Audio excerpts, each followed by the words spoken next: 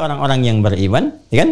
Jika engkau diseru mendengar tentang seruan, ya, di hari Jumat menuju zikir kepada Allah untuk menunaikan sholat Jumat, fas'au ila dzikrillah, maka bergegaslah, bersegeralah.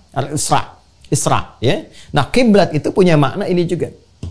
Jadi kalau kita sudah mendengar seruannya, sudah bersiap, ya, apalagi seruan menghadap kiblat itu kan, dan akan dimulainya sholat, kalau berjamaah kan dikuatkan lagi dengan iqamah.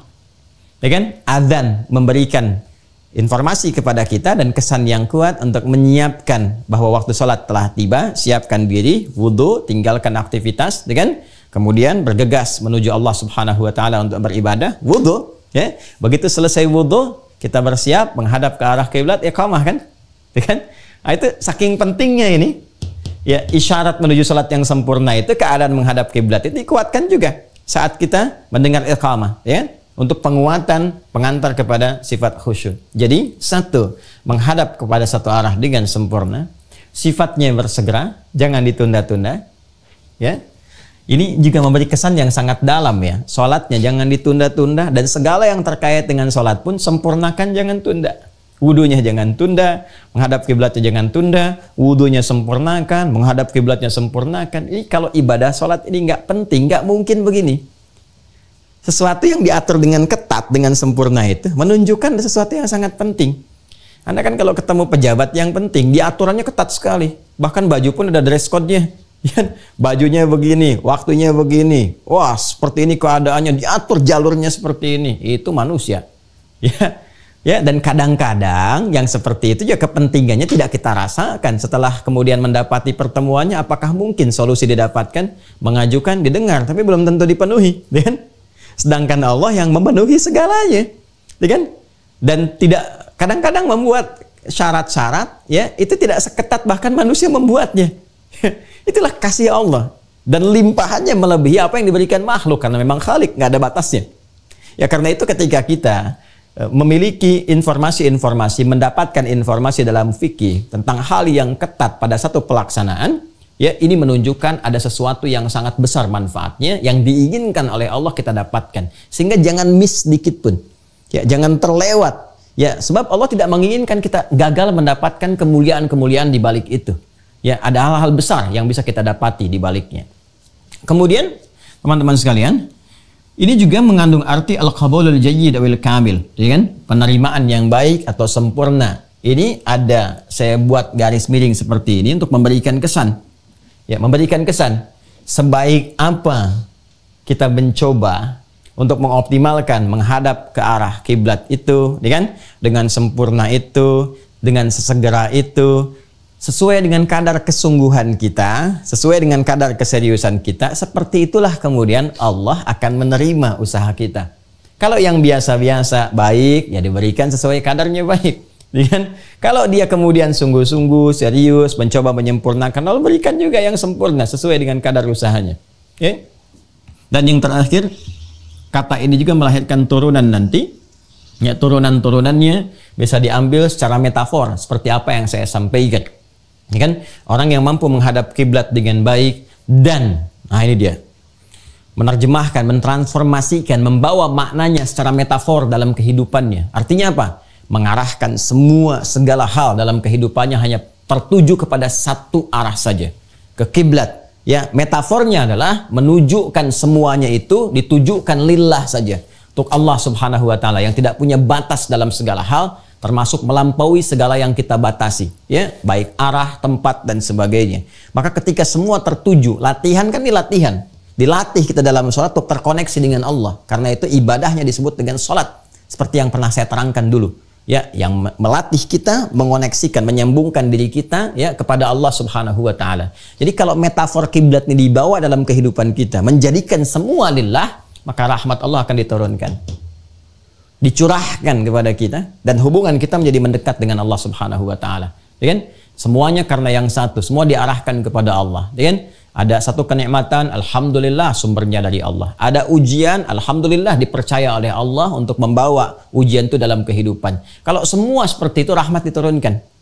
Ya, karena itu kalau kita ngaji lebih dalam lagi, kita ambil misalnya 3 ayat di surah Al-Baqarah ayat 155, 156 dan 157. Ketika manusia diuji dengan berbagai hal dalam kehidupan, walanabluwannakum bisyai' minal khauf wal ju'i wa naqsin minal amwali wal anfus wath thamarat wa basyiris sabirin. Ya, kata Allah, dengan keagunganku akan diuji manusia itu dengan berbagai hal. Yang ujian itu didesain untuk meningkatkan kualitas hidupnya. Bukan ingin menjadikan hidup manusia bermasalah, tapi meningkatkan kualitas hidup, belajar dari persoalan itu untuk mengatasi persoalan lebih besar di step berikutnya, di tahap-tahap berikutnya. Bentuknya bisa kegelisahan, bisa rasa lapar, bisa kekurangan harta, atau bahkan ada yang sakit, meninggal, atau apa yang kita harapkan ternyata diambil oleh orang lain, kan? Dan berikan kabar gembira Muhammad SAW pada orang sabar. Siapa orang sabar itu? Alladzina idza asabathum musibah qalu inna lillahi wa inna ilaihi raji'un. Yaitu ketika dia diuji dengan aneka persoalan kehidupan, dia meyakini, menyadari sepenuhnya bahwa semua itu bersumber dari Allah yang ditujukan untuk hikmah-hikmah terbaik. Dan solusinya pun kembali kepada Allah. Dalam bahasa bebasnya, menjadikan semua itu terpusat kepada satu titik saja. Mengembalikan kepada Allah, ya, dan menyerahkan semuanya kepada Allah, sekaligus meminta solusi kepada Allah. Ayat 157-nya, ulaika alaihim shalawatum mir rabbihim wa rahmah. Mereka itulah orang-orang yang dipuji oleh Allah Subhanahu wa taala, diberikan pujian karena tahu bagaimana cara mengatasi persoalan.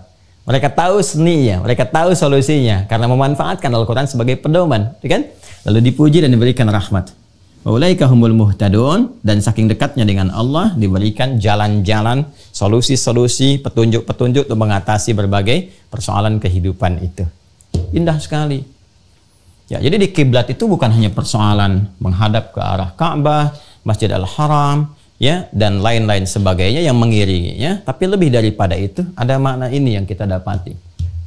Nah, sekarang dari titik ini saja, kalau kita bawa ke nuansa syariat kemudian, ya, melompat sedikit, ya, pernah nggak dapatin makna-makna ini?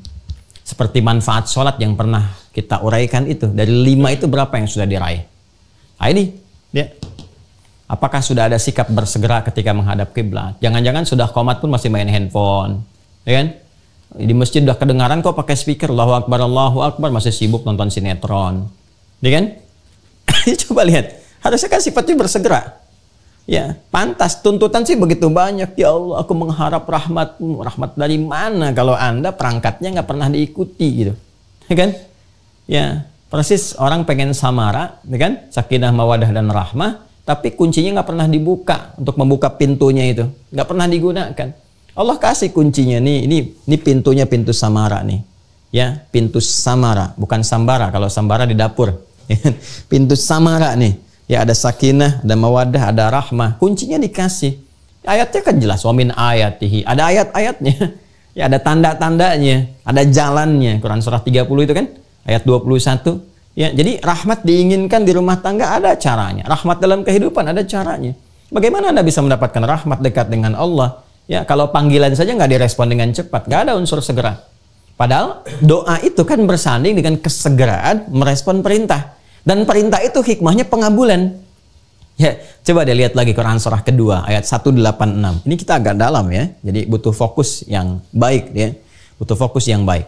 Quran surah kedua Al-Baqarah ayat 186. Wa idza sa'alaka 'ibadi 'anni fa inni qarib, kata Allah. Ujibu da'watad da'i idza da'an. Apa sampai sini? Tidak. Falyastajibu li wal yu'minu bi la'allahum yarshudun. Dan jika hamba-hambaku Muhammad sallallahu alaihi wasallam, kan, mengonfirmasi, bertanya kepadamu, meminta petunjuk cara untuk mendekat kepada Allah, katakan pada mereka, aku sangat dekat. Dan aku mengetahui motif mereka untuk mendekat, isi hati mereka. Ya, sampaikan pada mereka, apapun yang mereka minta, kalau berdoa itu benar, aku akan kabulkan.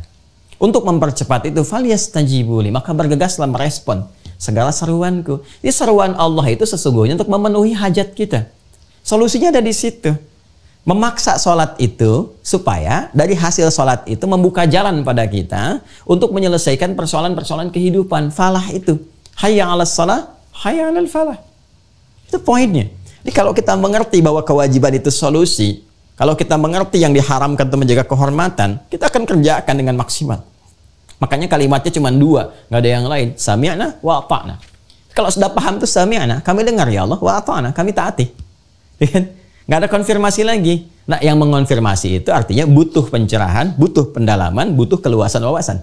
Sehingga dengan itu hikmah bisa datang. Dan itu hanya bisa diterima dengan kesungguhan dan kelapangan hati. Makanya kalau sudah ngaji tentang Quran, tentang hadis, ya, apalagi masuk ke penggabungannya dalam fikih, butuh full concentration, gitu kan? Nah, jadi kalau bedakan dengan yang lain-lain, ya, nah, ikut Zoom tuh, yang lihat, kan? Kalau sambil rebahan ya sekilas-sekilas saja masuknya nanti. Nah, maka kalau waktunya pun nggak maksimal kita bisa itu, pelajari lagi saat kita bisa fokus. Sehingga manfaatnya lebih cepat kita dapatkan. Karena kalau semua 3 bagian diri kita, secara fisikal, mata memandang, telinga mendengar, kan? Kemudian akal mencermati, mengikat itu, dan hati menghayatinya, 3 itu digunakan, dahsyat hasilnya.